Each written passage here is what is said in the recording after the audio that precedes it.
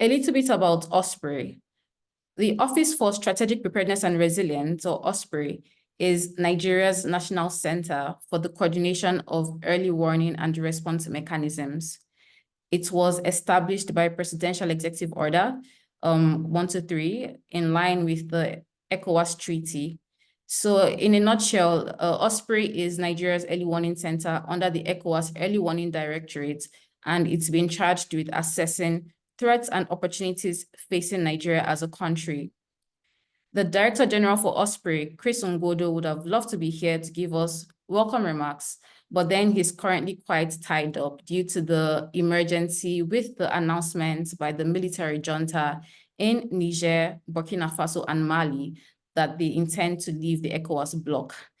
So that's a development that we're following very closely at OSPRE because it's directly in line with what we're supposed to be handling.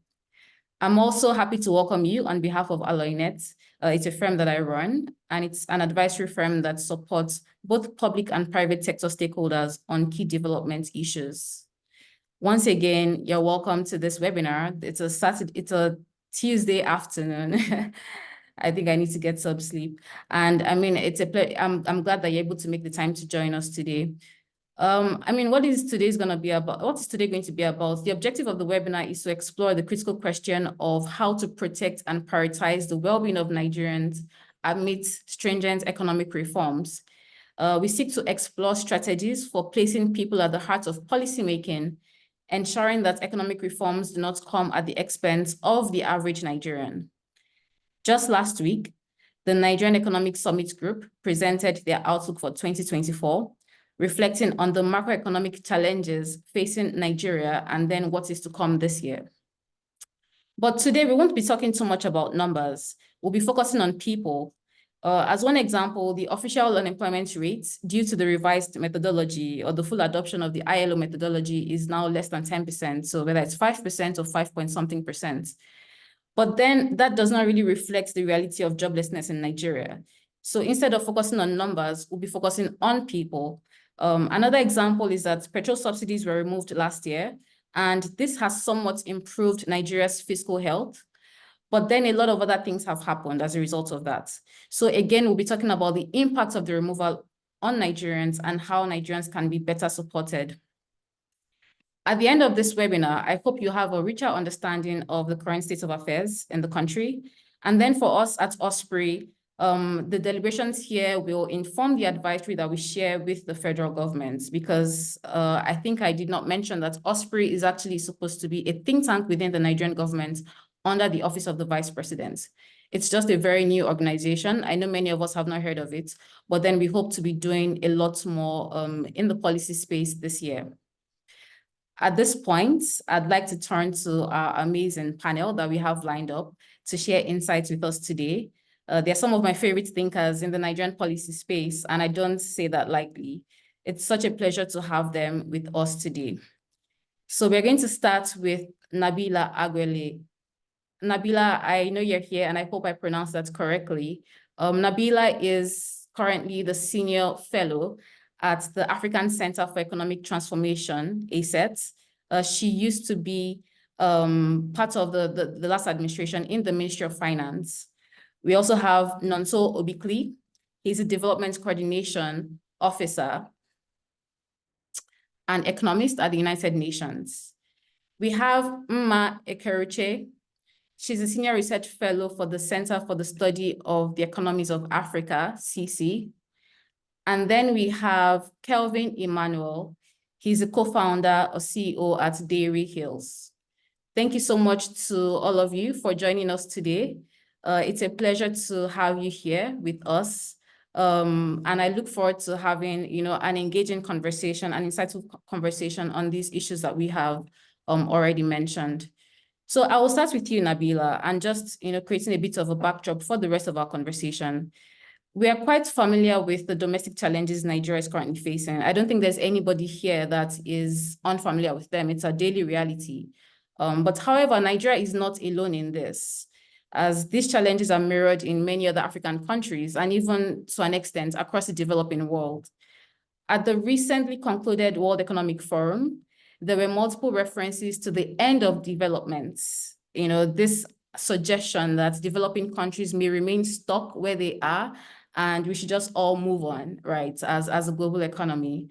Could you explain some of the challenges facing the development finance space? Because this is why they're saying the end of development, the idea that development finance will never reach the levels that they need to, given energy transition, given climate change, and given some of the other development gaps, including the widening gaps in technology or technological advancements that we are facing in the world. And then can you explain these challenges to us, particularly in relation to the Nigerian context? Over to you, Nabila.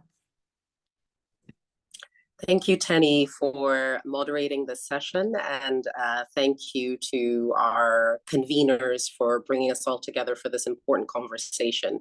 I'll start with the premise that development is dead, so to speak. I mean, clearly that is a premise that we wholeheartedly reject here in Nigeria and in the rest of the emerging market space in Global South, in as much as there are challenges in this region as well as across regions, even in the developed spaces, because of recent shocks globally, there continue to remain many opportunities. And so for me, I like to always focus on what are the challenges, how do we turn these challenges to opportunities, and what are the critical areas that we should be focusing on and that government can focus on. So when you know, part of the challenge here, when we think about development finance, is that there has been this global financial architecture that has put a lot of funding into areas of the world, developing economies, and we've seen relatively small gains relative to the investments. So Africa, for example, has received an estimated $1 trillion in aid, so to speak, in development funds over the years. And the question then is sort of what has become of this money? Why do we not continue to see the gains that we want to see regionally and domestically? And the reality is that there's been multiple shocks recently that are leading to the concerns around the development financial architecture as a first.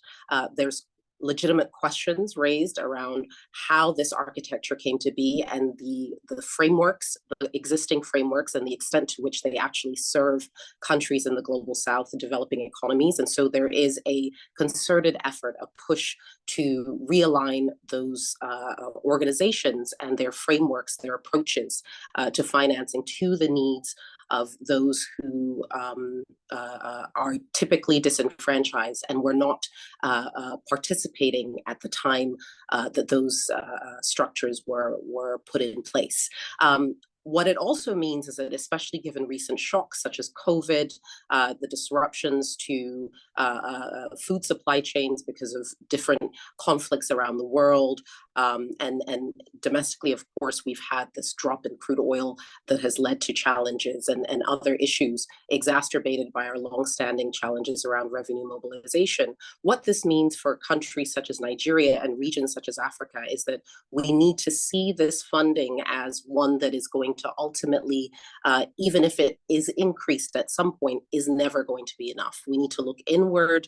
We need to address issues around revenue mobilization. We need to empower our private sector, fully enable them, and ensure that they have the support to the regulatory environment to operate. There needs to be continued efforts around tax reform, revenue reform, both through strengthening and efficiency in administration and also through innovative policies. And I think fundamentally for me, one of the things that we need to do more intentionally in Nigeria, and an area that has been a challenge in the past, has been the disproportionately low amount of funding placed into human capital areas that are socially relevant and that increasingly economists recognize are not sort of standalone, but ultimately drive economic growth. So in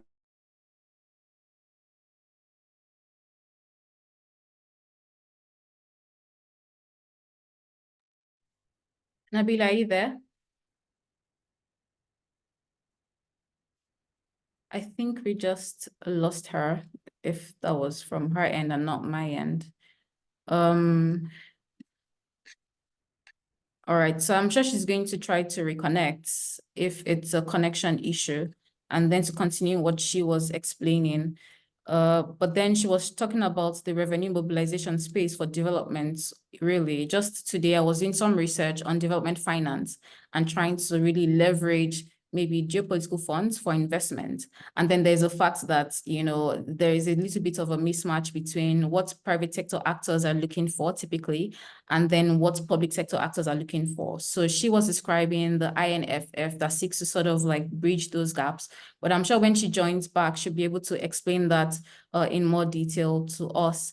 So at this point, I'd like to turn to you, Mma, because, we mentioned, Nabila, you're back now. Is all good?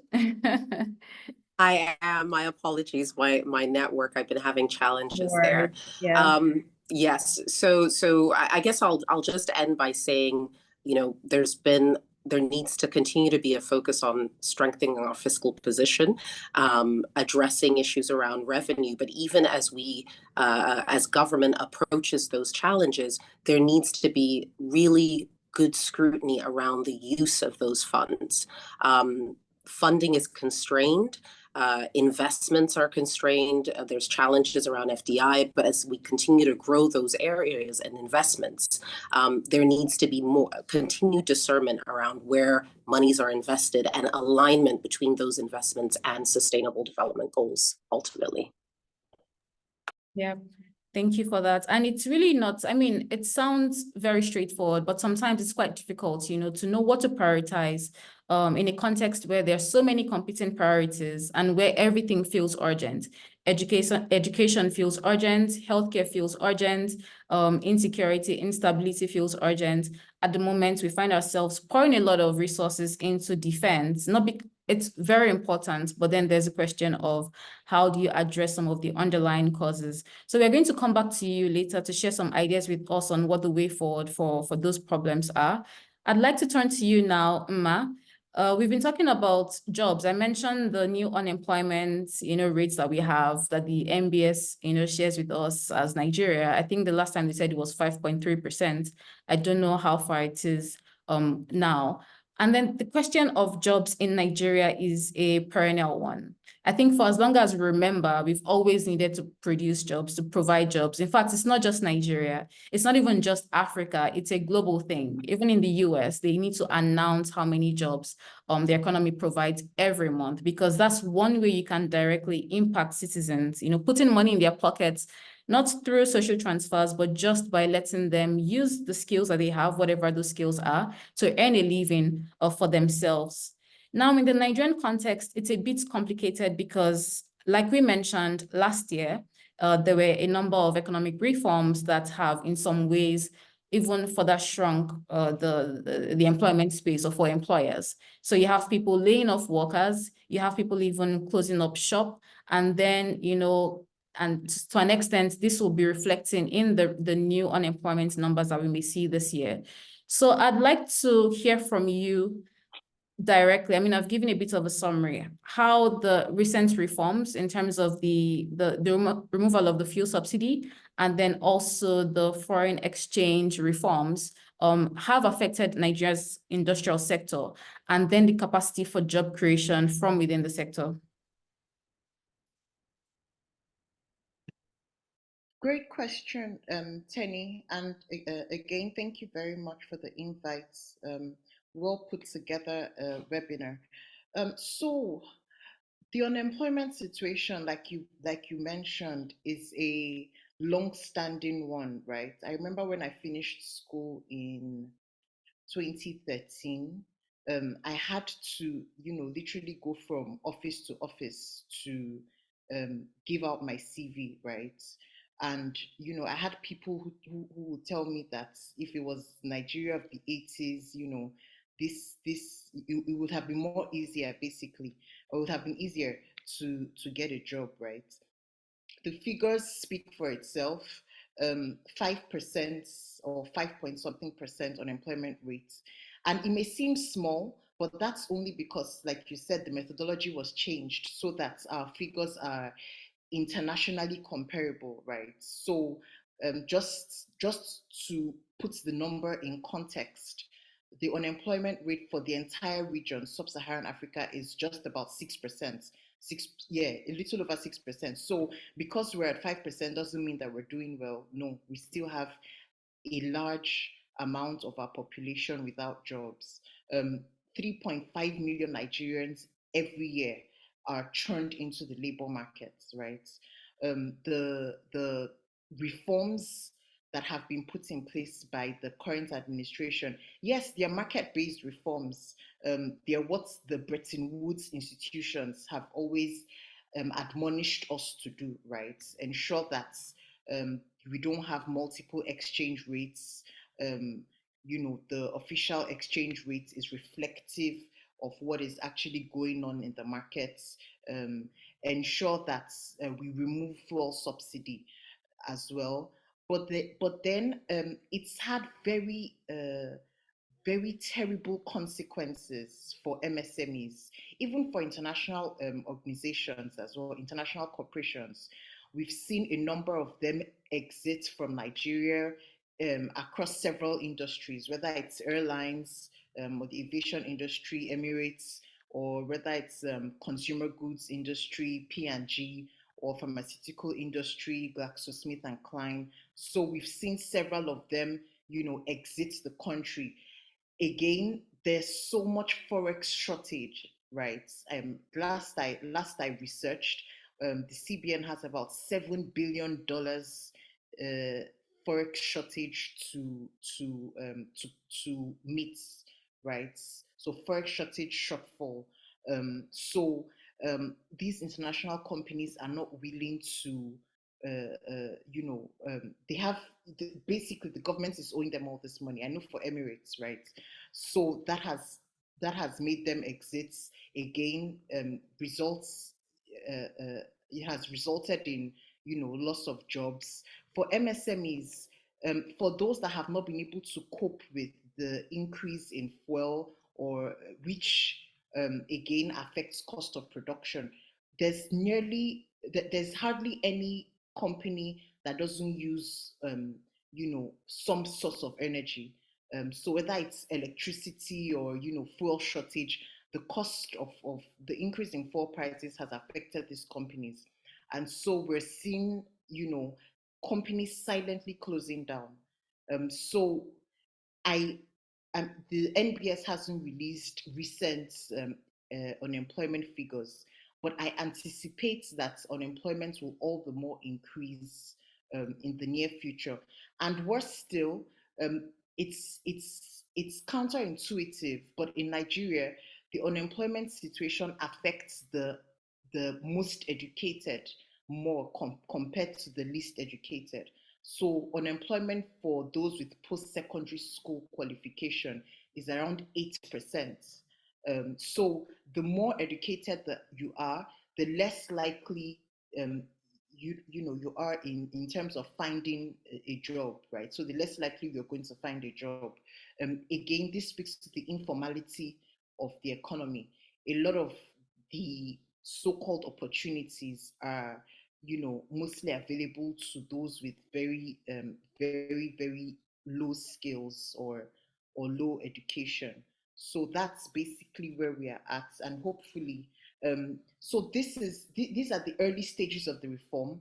Hopefully, by the time the reforms get underway, mid-term and long-term,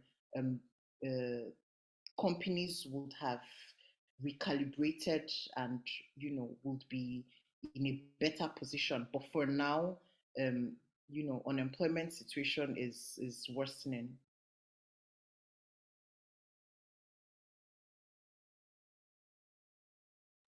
Thank you so much for that, Mma. And like you said, because in Nigeria, a lot of people were employed within the informal sector. The informal sector has been particularly affected by some of these, measures.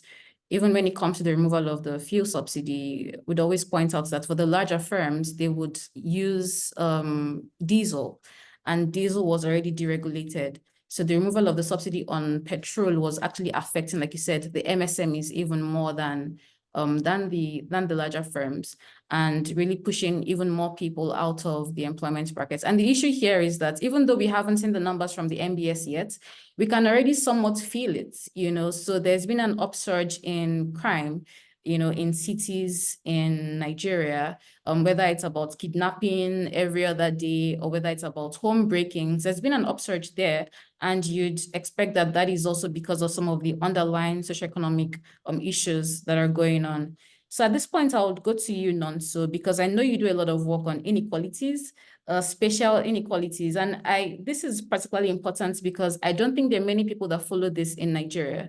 So this question of the gaps between development outcomes, in Nigeria in terms of the different regions, and just how some of these policies affect the different regions in different ways. I'd like you to, take us through, again, the impacts of the economic reforms on regions in Nigeria. So how have they affected the rural areas compared to the urban centers?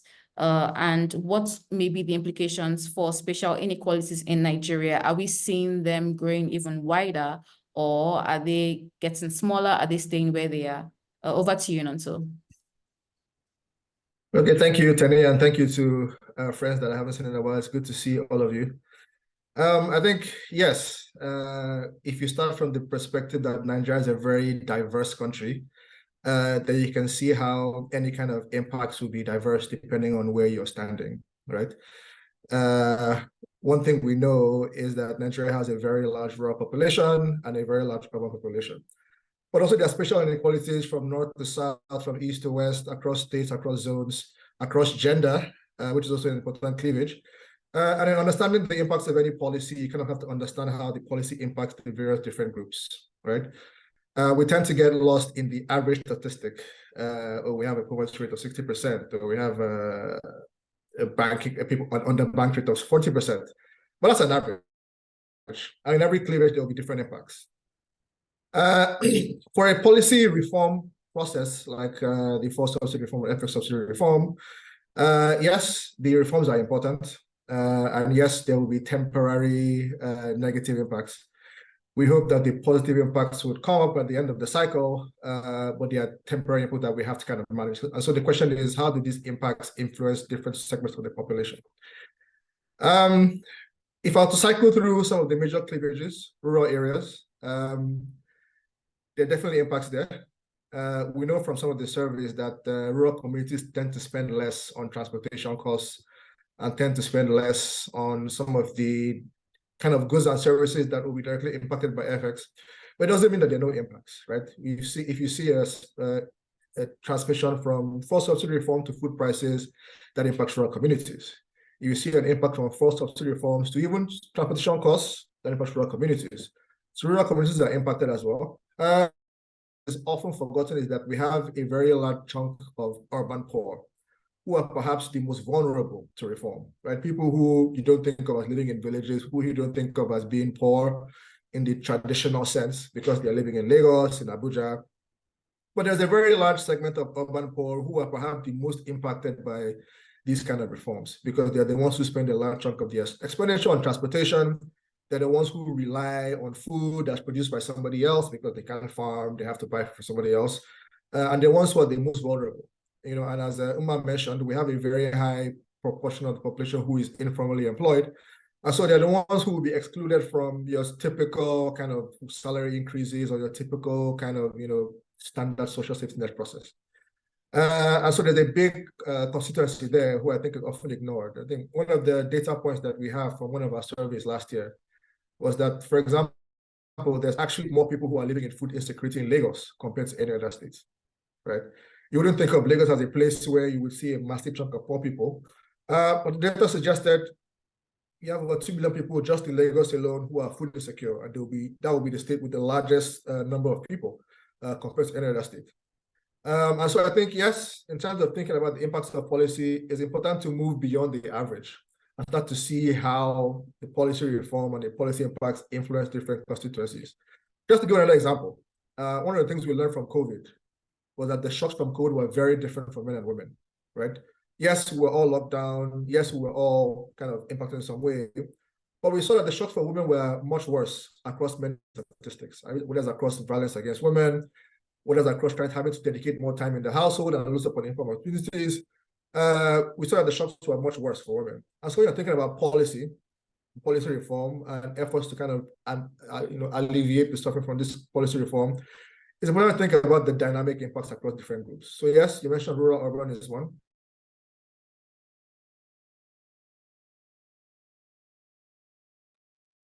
Nonso, are you there? You're urban poor, you might not care so much about the rural poor because you have a very small rural population. If you're in somewhere like Sokoto, you want to care a lot about the rural population because much of the population is rural and informally employed. But what this means in practice is that you cannot implement a one-size-fits-all policy for everybody, right? You have to have a different policy environment depending on the type of shocks that people have in those areas. I think that's one of the reasons why many of the state governors were opposed to a kind of blanket for subsidy palliative measure, because contexts are very different. In Lagos, the context is very different. In Sokoto, very different. Anambra, very different. Across men and women, very different.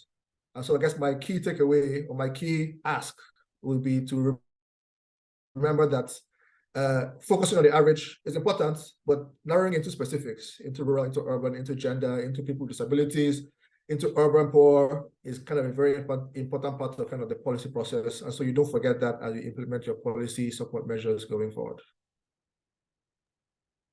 Thank you, Nonso. Thank you. Yeah, so you're spot on there because like you said, even within cities, there are differences, there are divides that are sometimes spatial, sometimes socioeconomic, sometimes gender related. And we've also found that those are ingredients for conflict within cities. So that's why when something seemingly trivial happens, there's a spark and then it turns to something else. Because like you mentioned, a lot of people are insecure in these areas. And a lot of the research does say that relative deprivation can even be more of a trigger for conflicts than overall poverty. Thank you so much for that, Nonso. So I'm going to turn to you now, Kelvin. There's a question of businesses. You're from the private sector, but you follow Nigeria's policy issues very closely. And there were some measures that were launched last year, and I think maybe some of them that have been announced this year, to sort of mitigate the effects or the impact of some of these reforms. So the Forex reforms, the fuel subsidy reforms. Now, a two-part question. Can you first of all tell us what some of the impact of the reforms have been on businesses? I know we've touched on that a bit, but then linked to that, can you also comment on how some of the measures that have been put in place to try to mitigate these harsher impacts have affected businesses, or if businesses were even sufficiently targeted by these measures? Over to you, Kelvin. Thank you, Tenny. Such a privilege to be on the panel with very lovely people I've heard about, good things about Nabila and also Mma. So good to meet you. And sincere apologies, I'm joining from the road. I actually had a site inspection and I tried so hard to get back to the office before, but I couldn't. So the impact on businesses, first of all, it's very difficult for businesses to plan because usually you have forward guidance on inflation, on interest rates, and on exchange rates. And there have been concerns, rumors that at the February meeting of the CBN or the MPC next month, there's a likelihood they will raise MPR by 500 basis points because inflation to interest yield curve is currently 10.15%. MPR is 18.75%. Inflation headline is 28.9%. Usually they keep that curve within 400 basis points. And if you raise that, the tendency that you're going to have commercial lending rates dependency on existing debt, the new commercial lending rates close to 38 or 40% is very high. Most businesses are just going to go insolvent, and the non-performing loan ratios for banks is going to go anywhere around 9.5 to 11% based on my calculations. The average for non-performing loan ratio, when you look at that weighted average, is not more than 5.6%. So it's difficult for businesses to plan. businesses are finding it difficult to open letters of credit. Commercial letters of credit, I keep saying, is the most consequential one. It's the one that directly affects the real sector when it comes to the outstanding forwards. And Mma mentioned that I think that number is down. CBN did $500 million yesterday. I heard they were supposed to do another $500 million today. I've not seen any news to that effect. And, the backlogs is anywhere around maybe $4.2 billion now. It's dropped from 6.8. There's still a long way to go. And just yesterday, I saw a press release that says that the Banking Supervision Department is actually going to stop second checks that primary dealers issue to companies in the I&E window on all-in rates, which is a good thing. So I'll say the reforms are in the right direction, but I'll mention a few points. When President Tinubu last year announced at the inauguration that he was going to remove the peg because you don't have reserves to back it, in my estimates, the CBN's net reserves are net negative. In my calculation, FX swaps and FX forwards, revaluation losses from international banks, external asset managers, domestic banks, are anywhere around 18 to 20 trillion. That's just my estimate. Yes. When he announced it, I'm not sure he realized that the central bank had outstanding swaps and forwards to local and international banks, and that decision to allow the naira to float. I floated for 17 or 19 days before we saw the divergence on the rate between the parallel market and the official market. I'm not sure he realized that it was going to lead to heavy revaluation losses for the central bank. And Cardozo, I pity Dr. Yemi Cardozo because he has an impossible job. I don't know how he's going to handle the revaluation losses on the balance sheet of the central bank. I don't know if he's trying to work out some kind of swap between the recapitalization exercise of banks, which I heard is going to be anywhere around $1 billion for international banking license, with the revaluation gains that the banks have booked on their balance sheet already. So, commercial letters of credit, you have capital and dividend remittances.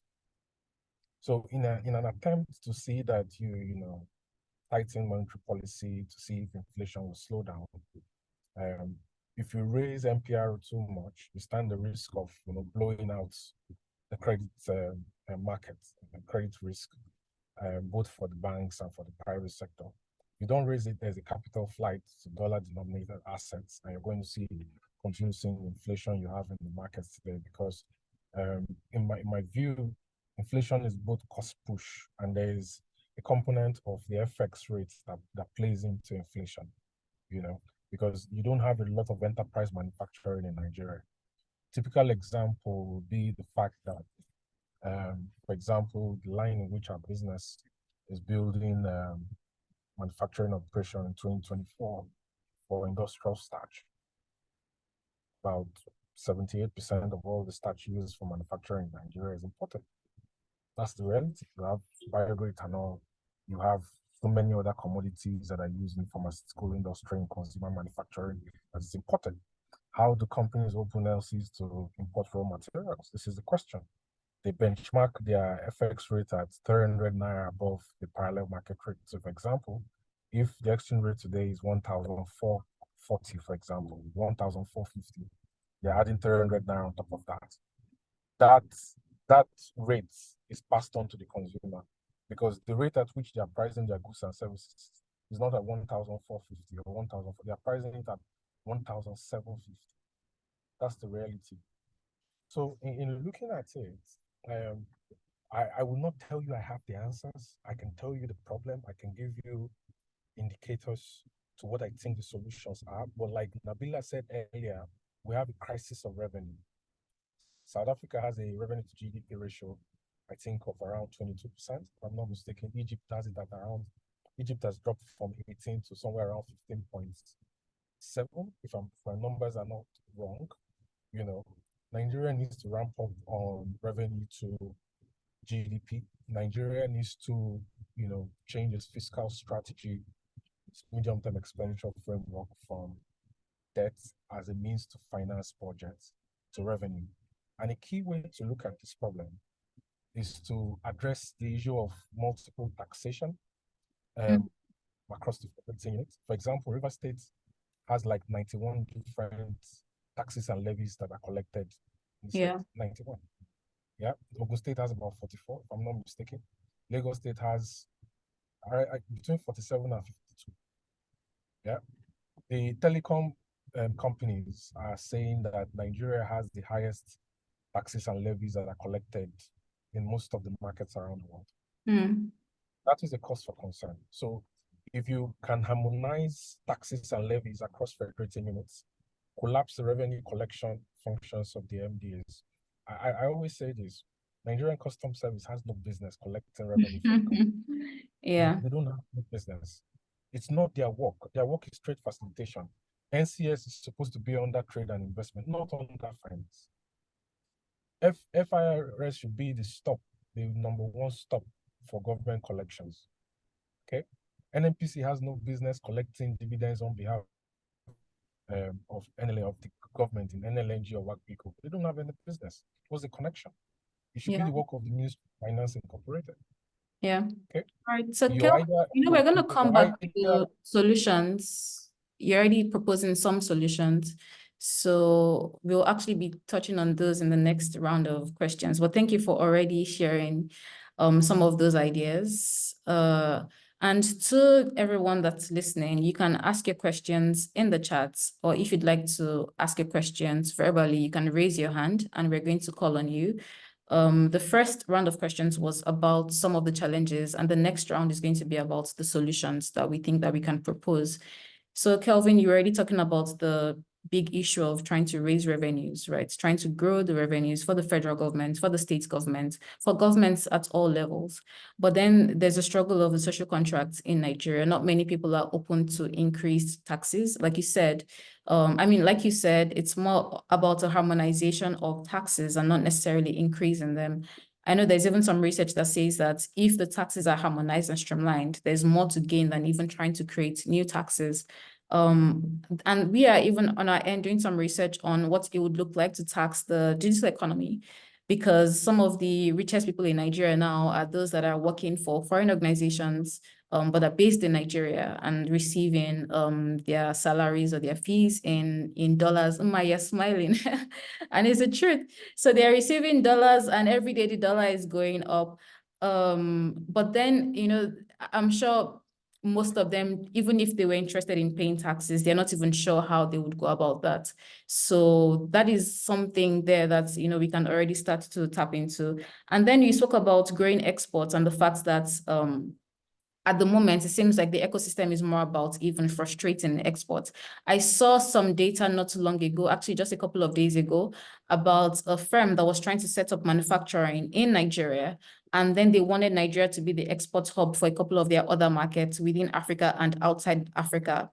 But then in every single instance, it would have been cheaper for them to export from their China hub to those countries than to export from Lagos. And this was very hard numbers. It was clear.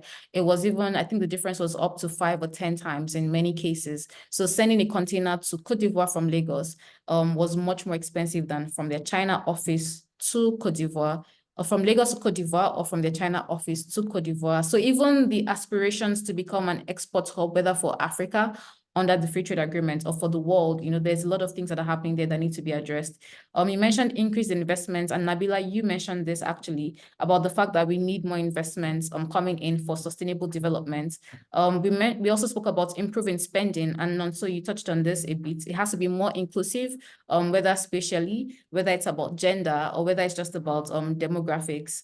Some of the numbers that we have thrown around in this conversation about FDI and the fact that it's been collapsing in Nigeria, consumer power has also gone down. And then the difficulties with manufacturing here and creating jobs from manufacturing is also linked to the fact that even if you want to do import substitution, so perhaps you were importing, like you said, your input from outside Nigeria, and now you want to get it from within Nigeria, that also requires some imports because you need to bring in the machines. And at this moment, that may be too expensive for a lot of manufacturers.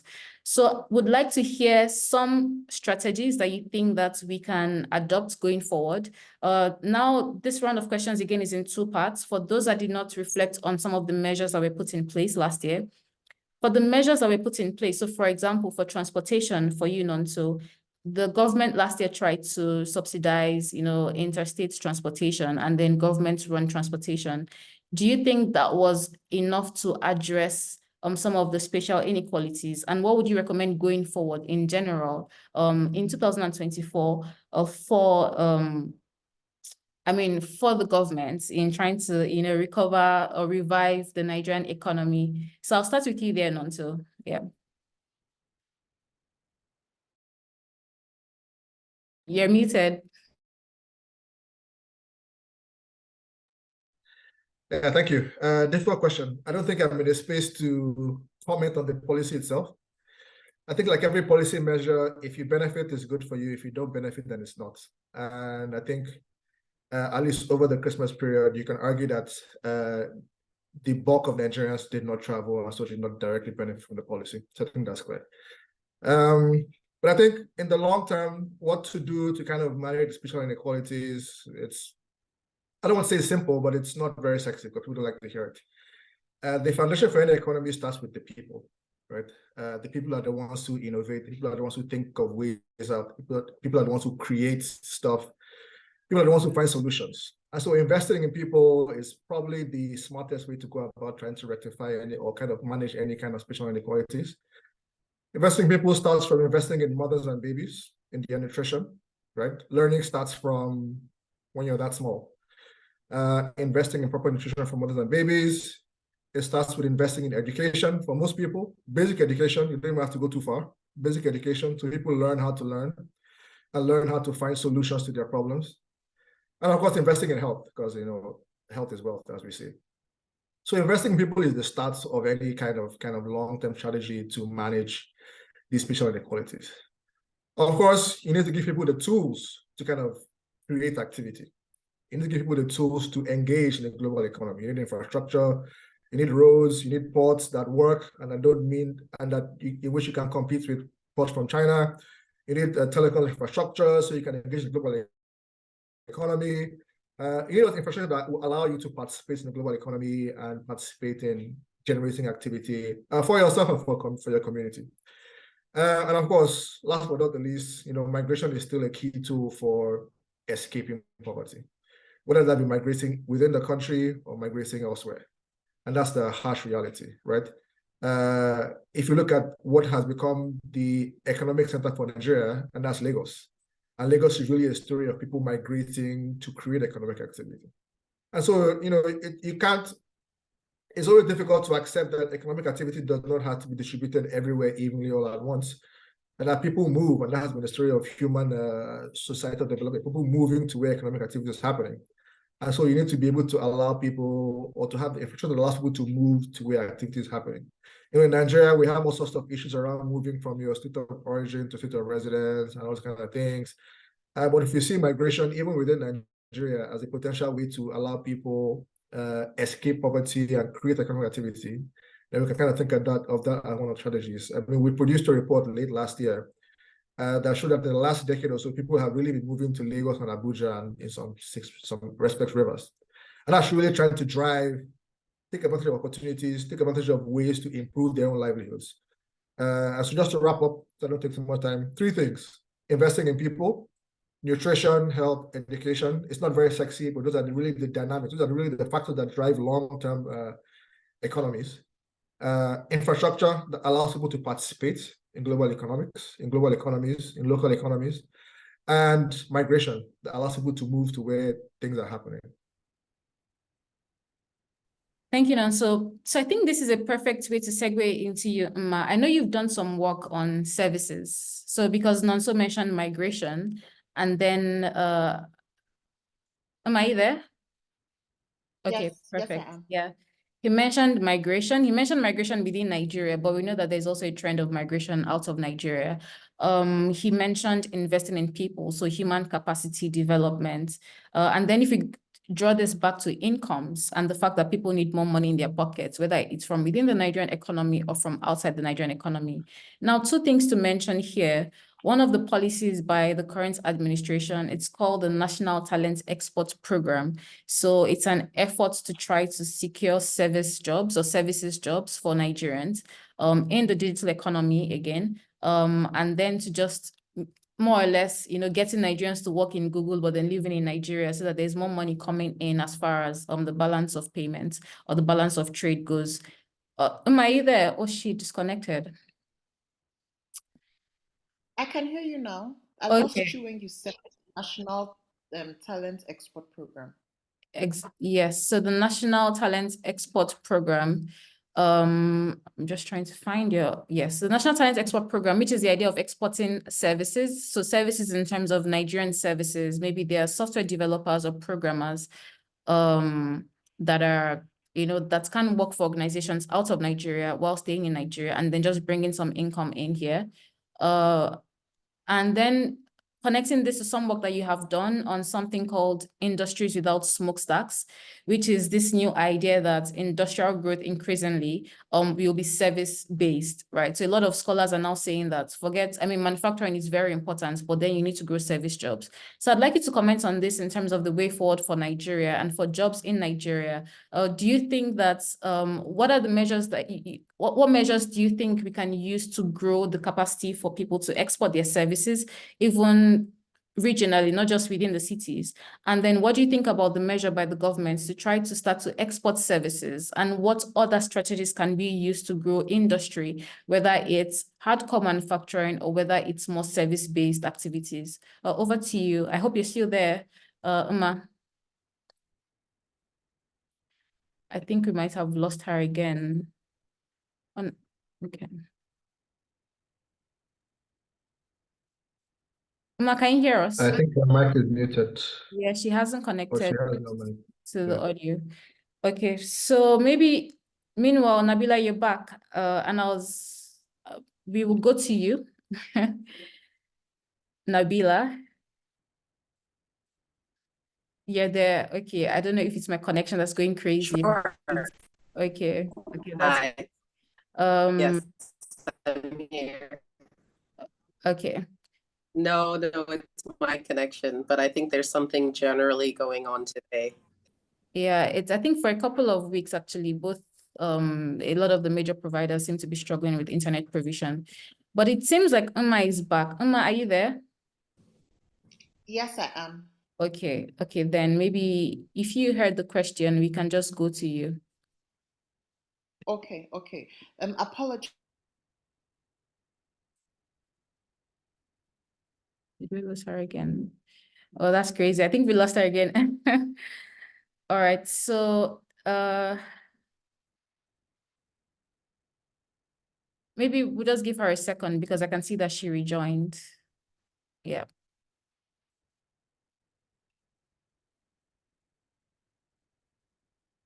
She's not yet connected to audio. So let's go to you, Nabila.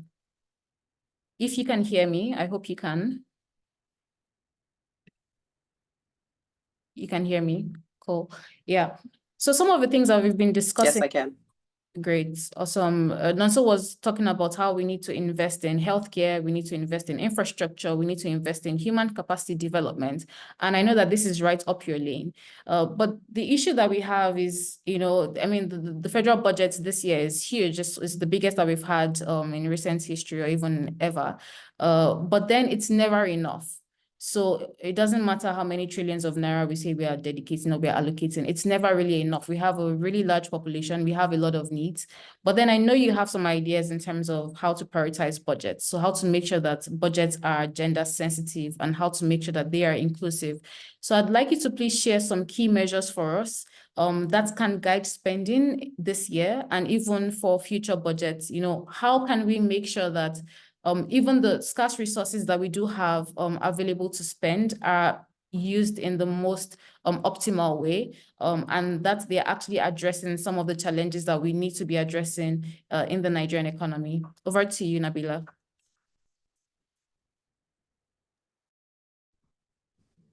Thank you, Tenny. I think before I get into that, I'd love to just quickly add on to what Kelvin was saying about revenue mobilization and the need to harmonize taxes and ensure that they're efficient and fair.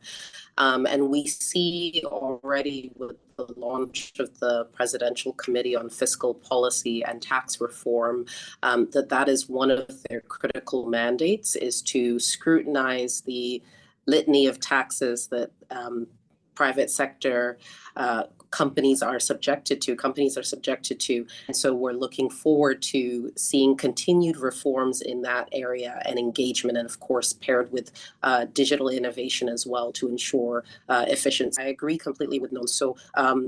From whatever angle you look at it, investing in people is critical to sustainable development and economic success, particularly if you think about it for an economy such as ours, where we have a demographic dividend, right? We have a large population, the majority of whom are young. So if we don't take care of that population, ensure that they have jobs, that they are secure, that they are healthy, that they have as equal opportunity as possible, then we are never going to realize our economic outcomes. And that really is the lens. So for me, fundamentally, the framing needs to be that all fiscal policies, all budgeting policies and frameworks need to be inclusive in nature and always need to be needs to be the scrutiny of, are we being diligent with our finances? Are we both with respect to what is being budgeted for, right? What are MDAs saying that they're going to implement for any particular budgeting period? To what extent does that align with our national plans, with our policy with our priorities, and to what extent are those people-centered? Is there alignment between what MDAs are doing and what states are doing, and what people actually need? So there are several ways to approach this, and I'll touch on two areas that I had an opportunity to work in while I was in SA, and these are both interventions that continue under this administration. And I think another important point is to say that as we shift from one administration to the other, that emphasis on continuity and sustainability, on carrying forward interventions that are sound, that have taken years to put in place and that can be built upon, is really critical. So the two examples that I'm presenting today are examples of those, and it's very intentional, because we can put in place a litany of new policies and interventions, but there's also a lot to be said about really scrutinizing what's on ground and saying, how can we be efficient in maximizing our goals? So one of those areas is a project called the Integrated National Financing Framework. Nonso would know this very well. It is a United Nations tool that's being implemented across different countries globally.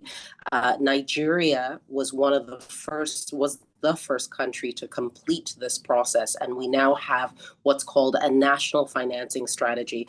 And all of this is just a fancy way of saying, how are we as a country plans and how we finance ultimately our sustainable development goals? And the idea here is to say, what is,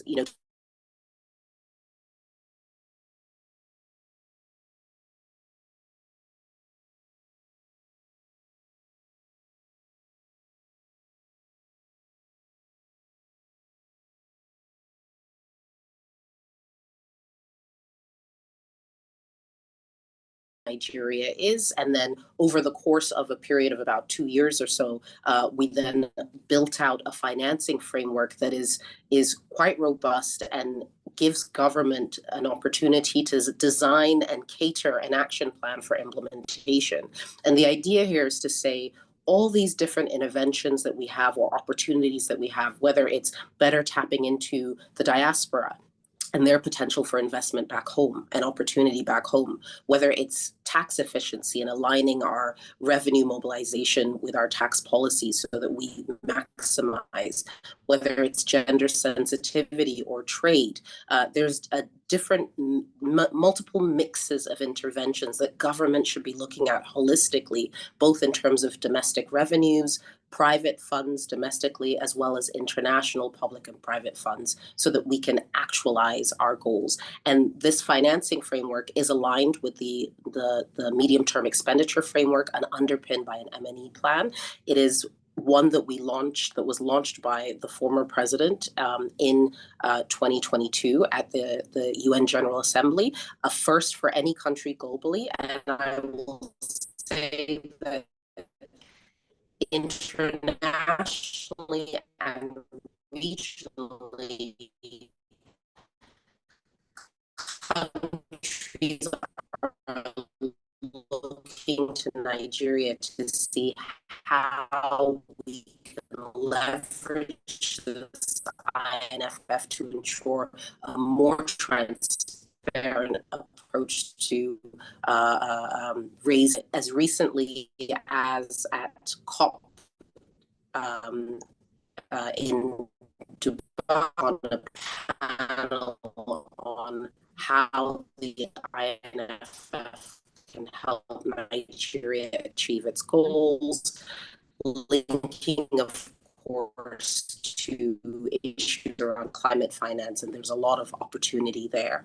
The second 6 years ago in the gender space, there wasn't a multitude regionally linking sound macroeconomic policies that are gender inclusive to increased economic growth, financial stability, and I think we lost Nabila there. It was shaking for a bit. Yeah. I mean, so Nabila has shared with us some ideas for improved spending and some of the frameworks that are actually already available for trying to really target spending better, to make sure that they are better aligned with the sustainable development goals. So I think I'll come back to you now, Mma. And it was a question about jobs and the services economy, and the question about whether that is really Nigeria's future when in terms of resilience, in terms of employment for young people, and even in terms of exports or export growth. And finally, in terms of the balance of payments, maybe focusing more on trying to export services and balance of trade rather. Over to you, Mma. Thank you, Tenny, and apologies for my internet connection. For some reason, it's been very wobbly. So in 2021, I think, or early 2022, we published a report we titled The Employment Creation Potential for Industries Without Smokestacks, right? Industries Without Smokestacks, in short, IWAS.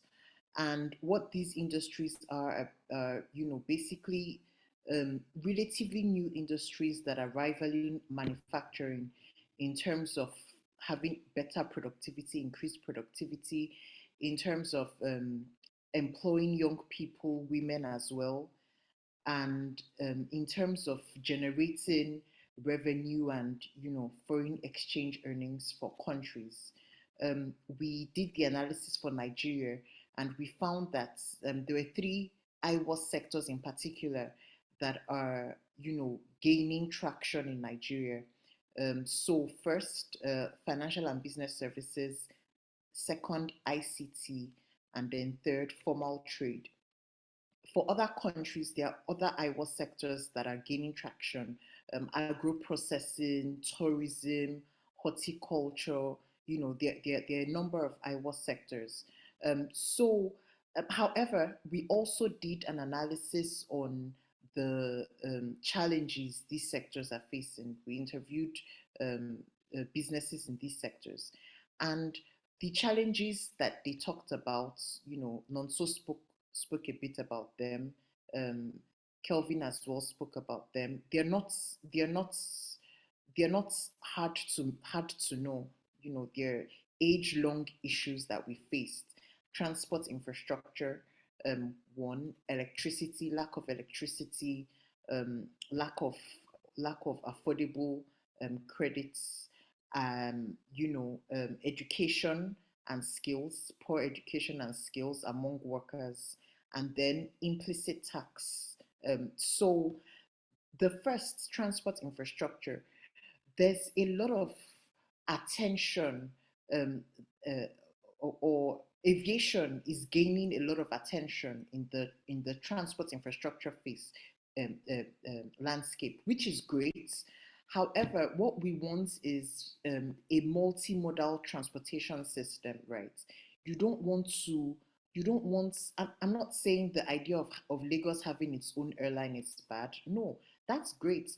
But the roads connecting to Lagos, waterways as well, you don't want to oversaturate the use of one transport system to the at the expense of others, right? So I know there are insecurity issues. So it's a lot of states want to build airports so they don't have to ply the roads because of kidnapping. But we have to solve those. We have to look beyond that. We have to solve insecurity issues and then rehabilitate, the entire transport system, rail, road, waterways, yeah. And then moving on to electricity, that's a no-brainer. The jobs, the 3.5 million Nigerians that are entering into the labor market annually, the government isn't going to employ those people. It's the private sector, right? How there's hardly any business where you're not going to use electricity. So affordable and available electricity is an issue that we have to solve. For us to give the private sector the enabling environment for them to create enough jobs for the young labor market entrants. Education and skills. I was speaking to a family friend of ours who runs a private school, and she was explaining to us how the cost of living crisis, the sector that it has perhaps most affected is the education sector. She was talking about how how a lot of parents are withdrawing their children from private schools, and believe it or not, they're sending their children to public schools. For the slightest reason. Once you tell them that their child needs this new textbook, they tell you, oh, that's fine, and then the next Monday you don't see the word in school. The next thing you hear is that they've withdrawn that child and taking that child to a public school. So even at the household level, we're seeing a deprioritization of human capital sectors. So not just at the budget level, the national level, even at the household level, we're seeing a deprioritization of human capital sectors, which it may at this early phase, you may not see the effects, but over time, already a lot of our graduates are not, they can't compete internationally if we're being true to ourselves. So this cost of living crisis is also having a direct effect on the quality of education that young Nigerians are getting. And then moving on to credit facilities. I know Kelvin mentioned it, but I just want to reiterate how expensive it is for MSMEs to access credits. So small companies pay as much as 30%, even upwards of 30% when they're getting loans. Yes, I don't know about this administration, but I know, the previous administration, there were several programs where the governments were offering loans at single digit interest rates. However, how many companies, benefit from that compared to the larger population? So this is also an area that's a recommendation Mm, that we need to look into. And then finally, the implicit tax. I think Kelvin mentioned how certain states have upwards of 30 different tax levies. What is also interesting to note is that there are certain taxes that are not even, they are not official. Let me put it that way. So I know someone who wanted to set up a factory for paper products, and he was asked in Delta States, and he was asked to bring, I think, 50 million naira to sort out, one or two government parastatals. That's outrageous. How many people can afford that if we really want to set up companies that will employ people? So these are some of the issues. When you get down to the individual sectors, whether it's formal trade, there are also issues that pertain to those sectors, or that are specific to those sectors. But these are, the broad issues, or the issues that cut across basically the most IWAS sectors that the stakeholders have put forward. Yeah. Thank you so much, Mma. I think one thing that is coming through clearly is that we really need to harmonize the tax regime. So even at Osprey, we're trying to do some work about documenting every single hurdle that faces someone that is trying to start a business in different sectors in Nigeria. Perhaps it's something that we can collaborate with down the line. I was supposed to turn to Kelvin now. I think he got disconnected. He's still trying to connect his audio back. Yeah. Oh, Kelvin, you're there. Okay, great. So Kelvin, you already started to talk about some of your own recommendations, right? But I think, because we want to jump into the Q&A session for the next 20 minutes before we wrap up, I think what I'd like to pose to you is, if tomorrow they invite you to FEC, which I think you've been to FEC before, right? And they said, okay, Mr. Kelvin, you're always in the media talking about this and that and that and that. All right, give us 3 things that you think that we should start to implement from tomorrow that you think can help with the recovery of the private sector in Nigeria. So 3 key things, direct recommendations that you would give to the government if you were facing them at the moment. Yeah, over to you, Kelvin. Number 1, change the principles of derivation. Principles of derivation says equity of states, landmass, population, IGR, and derivation. Equity of states, all states are not equal. Lagos has a landmass of 3,527 square kilometers, but generates revenues equivalent to 26 states in Nigeria. All states are not equal. So you have to change the principles of derivation to, I know this is not a comfortable conversation, because it's not a conversation a lot of people want to hear for political expedience.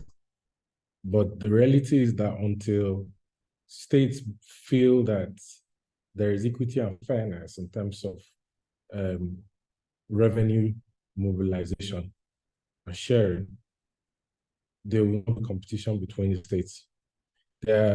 I'll tell you that about 25 states in Nigeria are insolvent. They are not viable. If 25 states in Nigeria were businesses, nobody would touch them. No investor will touch them. They're just a geographical location that collects revenue when the AG goes to Abuja to FAC meeting at the end of every month. This is a reality. It's a very tough discussion, but it's the reality. This idea that you have 55, 29, 16 in terms of that sharing formula doesn't work. Number 2, the Nigerian Governors Forum needs to work on railway. They need to work on electricity. They need to work on regional economic blocks. And when you come to electricity is a very, very wide area. There's so many issues. There's the issue of gas pricing.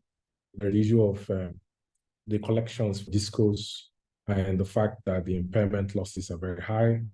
in final settlement statements that GENCOs give to market operators, DISCOs are not able to meet up. The World Bank has to step in, federal government has to step in to subsidize power prices. There's the issue of ailing infrastructure in terms of transport.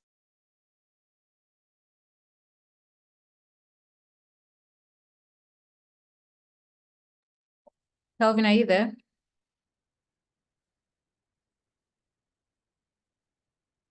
I think we lost Kelvin. So he gave us the first one about changing the principles of derivation, and then the second one about infrastructure, really.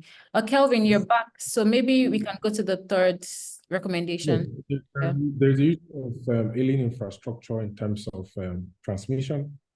There's the fact that Nigerians don't want to hear market reflective tariff, and that's affecting the ability of DISCOs to pay their FSS, and you have historical tariff shortfall of over 1.2 trillion naira, which is the foundation of the fact that GENCOs don't want to invest in increasing generation capacity upstream.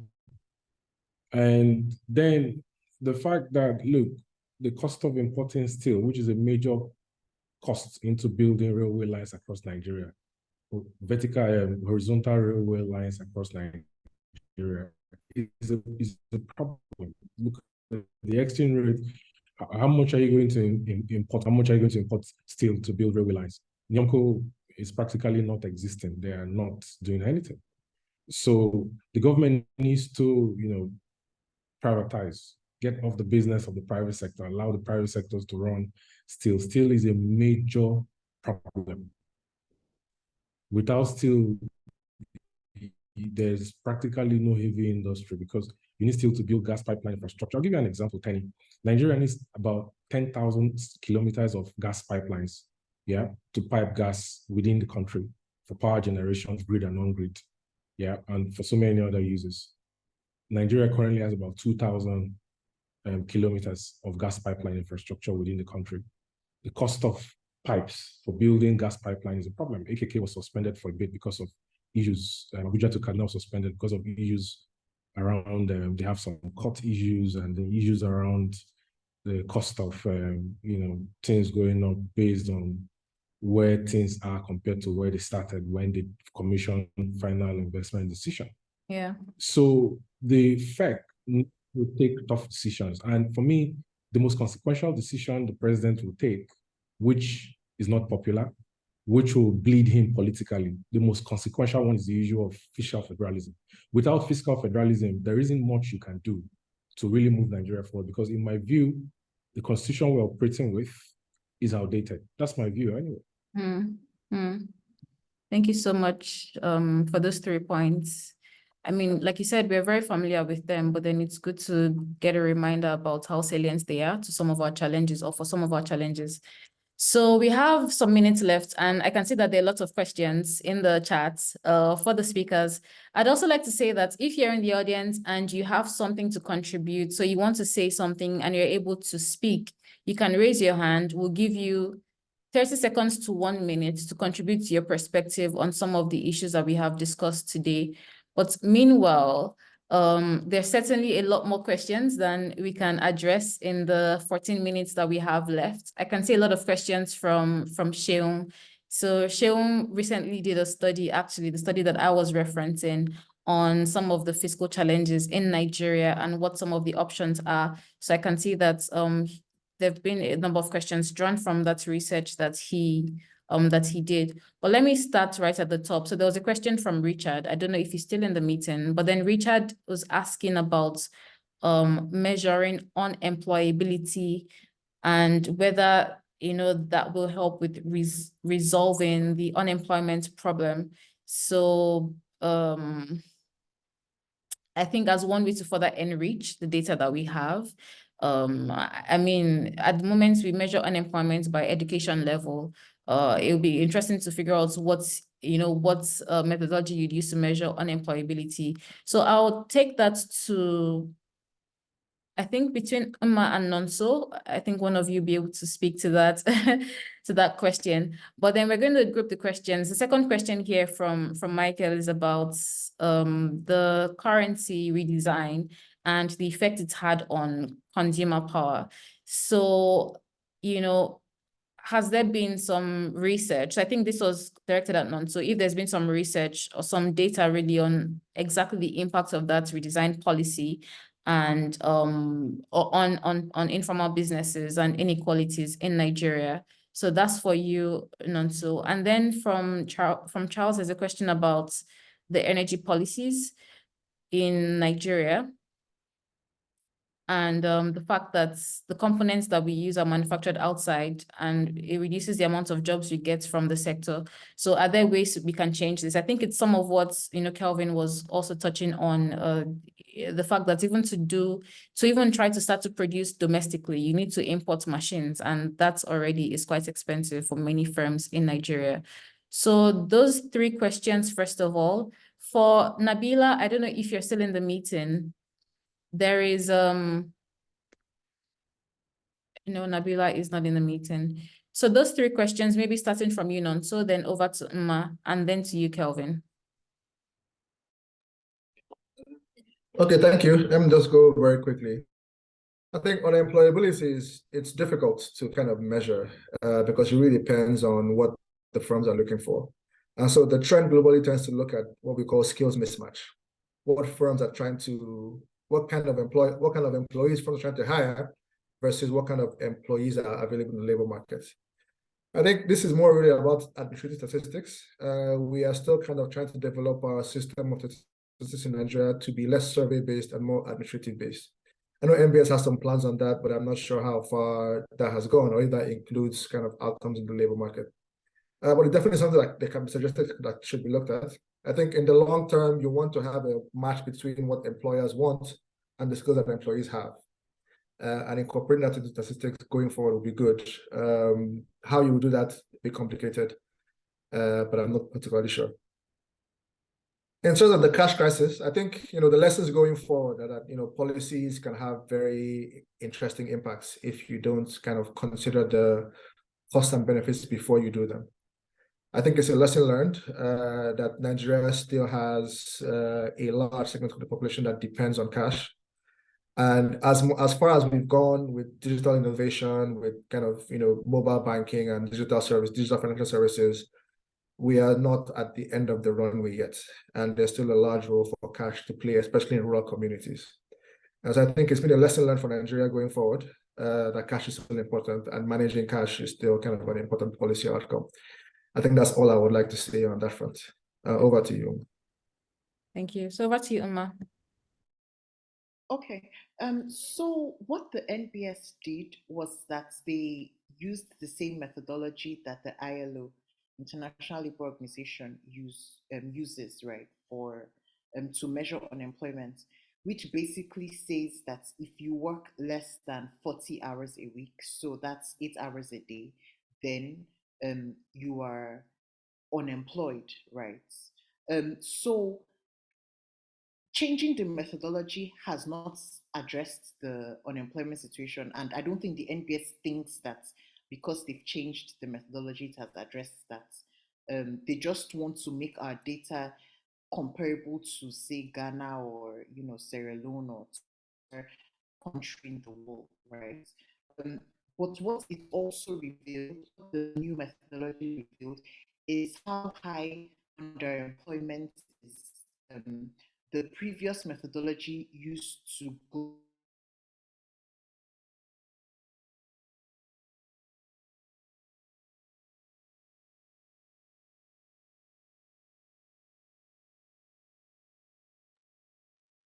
I can't hear Mma. I don't know if that is my connection or her connection. The internet is not on our side today. I guess it's part of the infrastructure challenges. Mma, if you disconnect and rejoin, we'll be able to take the rest of that. Kelvin, I think there've been a couple of questions just on businesses. I'm sure you can see the chats as well.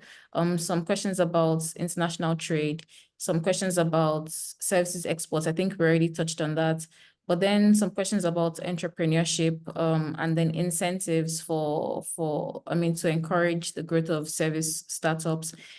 is this something that you can comment on? What are some of the key incentives that can be put in place? And just what is the way forward for businesses in Nigeria to survive, first of all, and then to begin to thrive? You're muted. Sorry, it's very nice when we talk about incentives, but I think what will really help businesses is single-digit interest rate, power. I know companies in Northwest that spend at least 800 million naira per year on diesel alone. And you've had Greenville try to step in to, build regasification plants in Kano, and then, truck LNG and regasify it into, gaseous form from liquefied state, and then, build independent power sources for these companies to reduce their power costs. Power, single-digit interest rates. These are major bottlenecks. Transportation is also a major problem. It's a major contributor to the inflation you have today. It's a major problem. So, back to the point of it's abnormal to live in a country where most of transport is done by road. It's abnormal. Outside of the fact that a lot of contractors, the government doesn't supervise the quality of roads that are being done. And some of the road construction is actually substandard. So it doesn't last for a very long time because you have trucks going back and forth on a daily basis. It's abnormal to live in a country where rail infrastructure is not a thing. I was in China, I got back on the 18th of January, and to my shock, it took me 35 minutes to go between Shenzhen and Guangzhou. 35 minutes. Fast speed, 300 kilometers per hour. China has steel. They can build railway infrastructure around the country. You can take the fast train, go from one end of China, from the north to the south in 8 hours by train. And the train stations are well built like airports, international airports. Very convenient, self-service, automated. So transportation is a major problem for businesses, both for passenger transportation and cargo transport, especially cargo transportation. Because if we're importing stuff, we talked about it earlier, how it's cheaper to, ship from China to Africa than it is to move from Africa to Africa. The reality of the matter is, today, if it's cheaper to send a 40-foot container from Guangzhou to Lagos than it is to move that 40-foot container from Guangzhou to Kano, from Lagos to Kano, from Lagos to Port Harcourt. What an anomaly. What can easily solve that is to have cargo rail that can take containers from Lagos ports to Port Harcourt, or decentralized port operations from the Western Maritime. I know this is something a lot of people don't want to hear, but I'll keep saying it. There is an unfair concentration of maritime operations in Lagos. And if I have the opportunity to tell the president, I'll tell him that this is a problem. This is a problem. Lagos has 3 seaports. It's going to add a 4th one. You need seaport operations in Calabar. You need seaport operations in Uyo. You need seaport operations, more seaport operations in Port Harcourt. You need to build. Look, in 2000, when Jonathan was president, they tried dredging the River Niger to see feasibility and viability for building a seaport in Kogi, Lokoja. How did they build Jebel Ali Seaport in Dubai, which is the most active seaport in the Middle East? They dredged it.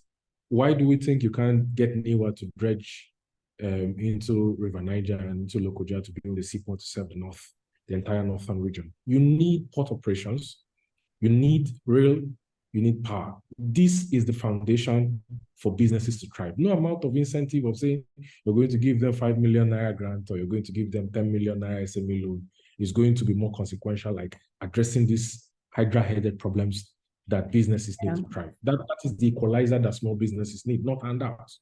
Businesses don't need handouts. They need enabling environment. Yeah. So there's a question here from Fakria about this Forex issue, right? And then the challenge that the government is facing trying to settle the backlog. And she's asking, what is the way forward? I hope I'm okay. I'm not frozen. She's asking what is the way forward, and I mean, you can maybe if you can say 2 words on that, Kelvin, and then I think Mma is still trying to rejoin. Nabila is still trying to rejoin, but then we'll be wrapping up in about 5 minutes. So it's it's about the balance of trade. First of all, there's not enough foreign exchange coming in. There's too much naira chasing to few dollars. I try to remind people that at some point we had a trade surplus of $100 billion dollars, and now we are celebrating 3 billion. So of course there's gonna be issues. But then maybe you can say one thing on that, and then Nonso can say one thing on that. Yeah.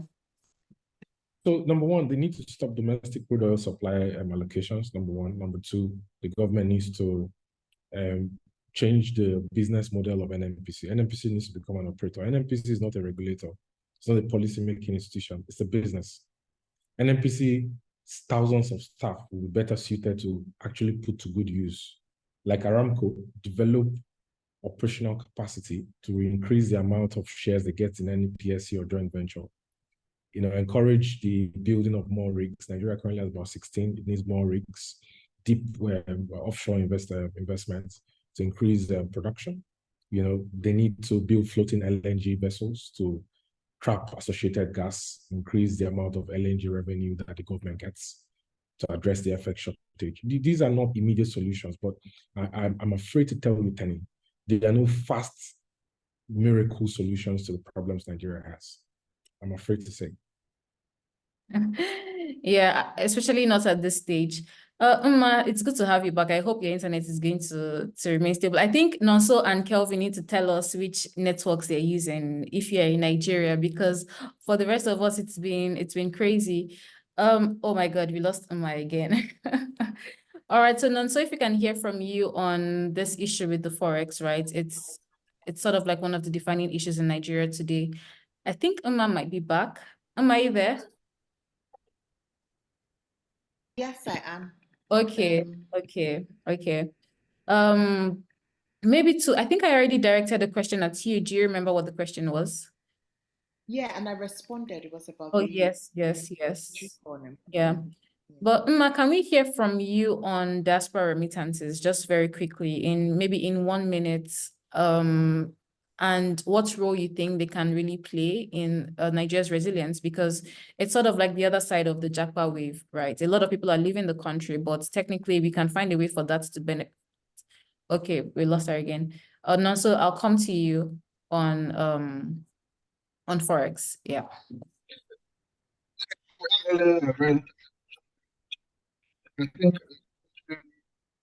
think that the days when we got FX from NNPC, tended to CBN to finance the FX demand, those days are well and truly over. And that's the harsh reality. I think the economy, the population has outgrown the capacity of crude oil alone to finance the foreign exchange market. And that's a reality we have to face. We tried to manage it in the recent past by having all sorts of kind of financial magic tricks to kind of manage the situation. But I think all that has become very clear that's not sustainable. You need to diversify exports, very clear, like Kelvin said. It's not an overnight success. You can't do it overnight, but you need to diversify exports. Medium term, you need to continue to work to make your country an investable location so that people can feel confident putting their assets here, right? That will give you some succor. Short term, you need to find some foreign exchange from somewhere to have a quick backstop. Whether that be the IMF, whether that be GCC countries, whether that be selling some assets or wherever you can, because you have a short term that you need to manage. So short term, you need a way to resolve that. But I think even as you think of short-term solutions, it's important to keep in mind the long-term agenda, that your country has to evolve from a country from the 80s where to a country where you need more diversified sources of foreign exchange flows, and where the government is not the main supplier of foreign exchange, or where the CBN is not the main supplier of foreign exchange. And that's the policy shift that needs to happen. I can't remember what the second question was, but I had a small comments. I think in all our discussions, we seem to kind of be forgetting that the government is severely fiscally constrained. And so in the context of the government has to do this, government has to do that, government has to do this, government has to do that, the government does not have the capacity at this point of time to do much. And so the question is to prioritize. What is the most important thing that the government must do now? I think it should be clear for everybody that the most important challenge facing Nigeria now is inflation, particularly food inflation. That is really the driver of people's well-being. That's the driver of people's investment. That driver of almost everything we see now. So getting inflation back to reasonable levels has to be the core item on the agenda. And that requires trade-offs. That requires accepting that interest rates have to be higher for some time. It's unfortunate, it's not good for the economy, it's not good for businesses, but it's the reality that you have to face. It means that you have to reduce the fiscal deficit. We have lots of spending constraints, lots of spending demands, but this is the reality that you face. You have to make a choice. And so it's really a question of trade-offs. I think the trade-off that we need to tackle now is to do what needs to be done to get inflation back, because that's really the driver of many of our social problems that we see. That's really the number one factor behind poverty. That's really what people spend most of their income on. Without getting inflation back into reasonable levels, it'll be much, much, much more difficult to build kind of a sustainable economy in the future. So that's my one takeaway, that the trade-off is necessary. It will be painful. The government has taken some steps through removing false subsidies, through trying to manage FX, the market, but that has to be the core item on the agenda of one we should now build a sustainable economy going forward. So that's the last note from me. Thank you. Thank you so much. So maybe you can have a last note from you, Mma. Thank you so much for always joining back when you get disconnected. I hope we'll be able to hear like a final word from you. Yeah. Thank you. I didn't hear Nonso and Kelvin's suggestion on internet providers. I would really like to hear that. But anyway, so with regards to the diaspora remittances, please let me know if you can hear me. Yes, we can hear you. Okay, all right, great. With regards to the diaspora remittances, I think it's a way to go, considering the large migrant population we have in other countries. One way to draw, on or to leverage on Nigerians in diaspora is through diaspora bonds. It's been done in several countries. However, the only caveat to that is you need to ensure that the funds are used for, capital investments, right? You don't want to borrow from these diasporans and then use it to service your debt or use it to pay salaries. You want a situation where, just like the Sukuk bonds, for instance, that were tied to infrastructure projects. So when you go through a road, you will see that, okay, this road is financed by a Sukuk bond. So something like that, just to encourage spending efficiency, right? Because it's, yes, if you draw on these diaspora bonds for the first time without and there are no where there are no corruption or there's no leakage, they're more likely to invest in the country in the future. So that's the only comment I have. Thank you so much, Mma.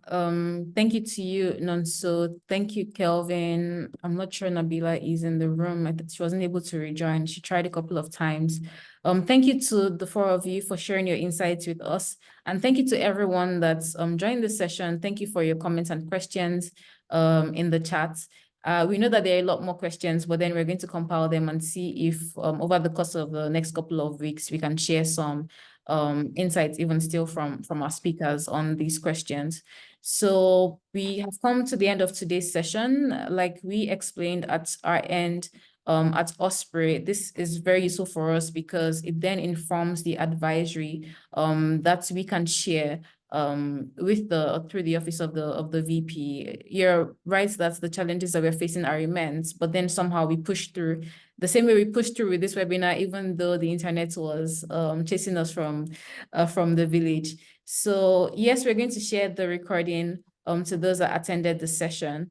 And just to thank you again for sharing your insights with us. I think that as Nigerians, Nigerians living in Nigeria, which is a qualification, we are very resilient, but we are not supposed to be as resilient as we are.